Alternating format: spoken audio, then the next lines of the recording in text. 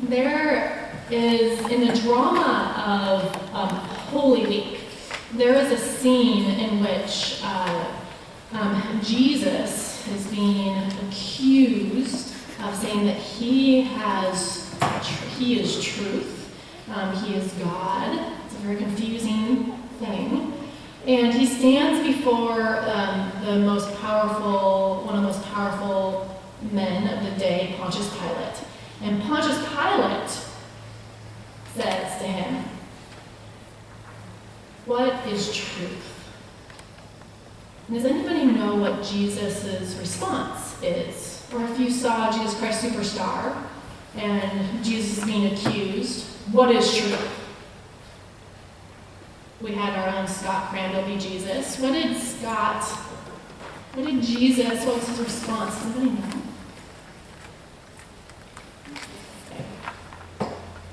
So Jesus said nothing. Remember how uncomfortable that was that Jesus was entirely silent? He just looked at Pontius Pilate. Because the truth was standing literally right in front of Pontius Pilate. Right? Right there. Here's truth. I'm looking right at you. Right at you. I had a third grader this last week ask me that same question. She asked, "Chaplain Heather, what is truth?" Such good questions. Can I ask you that question? That's a question I have for all of us today. And so in a very quick moment, because you only have a quick moment, I said,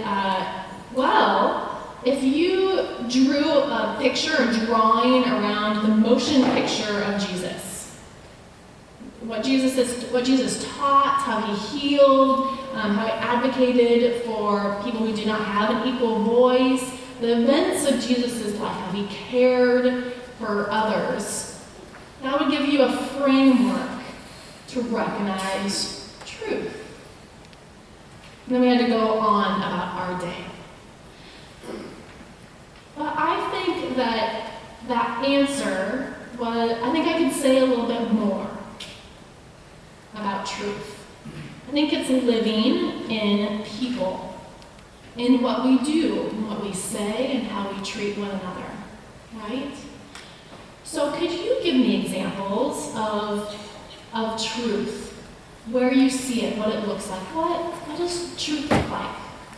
Do any of you have any examples?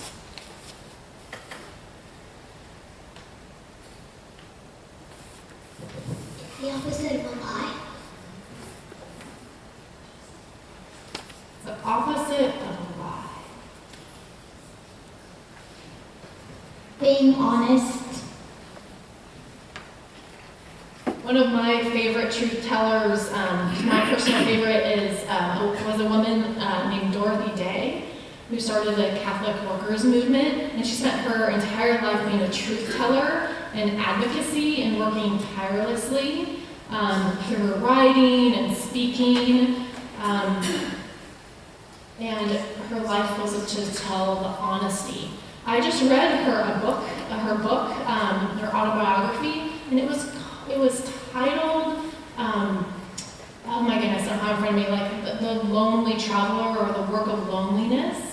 Which I thought was really interesting.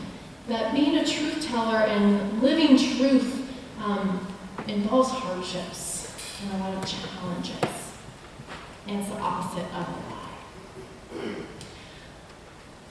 We heard the Apostle Paul today talk to people who are enduring a lot of challenges for telling their truth. And sadly, they were facing really difficult discrimination and uncertainty about future and violence. But all of us, even Jesus, even my own story, involves hardships and challenges. If you were to draw a framework around my motion picture, it involves some false starts and some failures and some hardships, as well as successes and joys. And I think that promise today, we got to promise today that we are not defined by our circumstances, but we endure because of God in us. So what I want you to remember is truth is the promise that God is in us. In is a really small, tiny little word, and it may sound insignificant, but it's entirely the opposite. That God is in us. The promise is Jesus came and Jesus stood right in front of Pontius Pilate. The truth was staring him in the face. And then Jesus said, now I promise to be in you. I'm going to pour myself into your heart. In. And I think it's that love that's in us that makes it so that we are not defined by our circumstances, but that we're able to be resilient. I think about all of the people in my life who are so strong because they tap into the God in them. The God in them.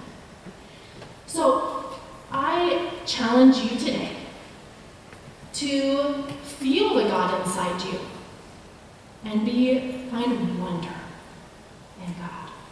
I challenge you to see the God all around you in this thing that we call creation and delight in it.